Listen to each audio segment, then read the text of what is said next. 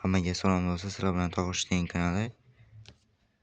Sizlarga yangiligimni aytib o'tmoqchiman. Men yangi kompyuter oldim. Ko'rishingiz mumkin. Bitta blok pitaniya, hozir juda ko'p joy egallab turibdi paketda. Bu yerda bizning plata anaqamiz, video kartamiz bor va bu yerda plata. Chang bo'lyapti, tozalab olaman uyga borib. Bu tarafda bitta HDD bor. SSD ham olib olaman, xudo xolasa. Endi bitta HDD bilan amalab bo'lmaydi, bilasizlar, qotib yotadi. Bitta SSD olsam, xudo xolasa hammasi yaxshi bo'lib ketadi. Menda estichov yana bitta video karta bor, lekin buni hozir qoldirib ketaman, menga kerakmaydi. Nimaga deganda, o'zimda bitta video karta bor, ikkita video karta ulab qo'ygandim, ulardim. Ikkita keysam qilsam bo'ladi. Nimaga deganda, yana bitta platam bor meni, protsessor, RAM bor. Bunda RAM bor edi. Men bunga ulardim, ikkita RAM bo'lib tursin deb. Bitta keysda juda kuchli bo'lib tursin deyapman deb. Bitta kompyuter kuchli bo'lgani yaxshi-ku, to'g'rimi? Ikkita kompyuter normal bo'lgandan ko'ra. Yana bitta blok pitaniya bor menda, yana bitta anaqa bor, plata bor, video karta bor, RAM bor. Bitta HDD kerak bo'ladi. Xullas, ortiqcha problema qilib o'tirgandan ko'ra, mana shularni общий ishlatib olgan yaxshi. Hozir bularga nima kerak?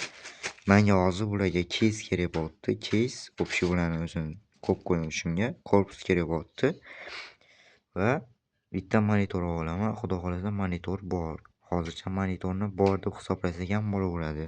Xullas, tayyor bo'lsanglar, shu bir haftalar ichida mana shu kompyuterda stream boshlayman inshaalloh. Do'stlar, bu kompyuterni hamma narsasi tayyor bo'lgandan yig'ilgan videosini ham sizlarga ko'rsataman. Kanalimga obuna bo'lib, videoga like bosib qo'yinglar. Biz hozir mana video kartani paketchalarni olamiz.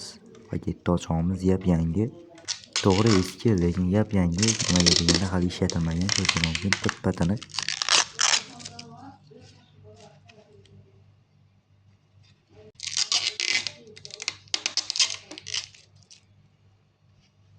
Xudo xolasa mana shu kompyuterda stream qilamiz. Ishoninglar, menga mana shu kompyuterni birinchi yig'gan kunimdan, uyga olib kelib yig'gan kunimdan stream bo'ladi. Video kartani bir amallab tozaladim. Endigi navbat plataga. Yaxshi ham RAMni sug'urib ko'rgan. Qarang.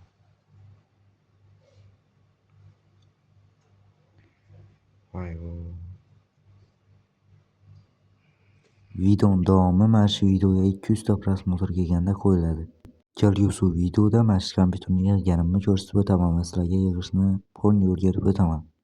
Va birgalikda stream o'qamiz. Hammaga xayr.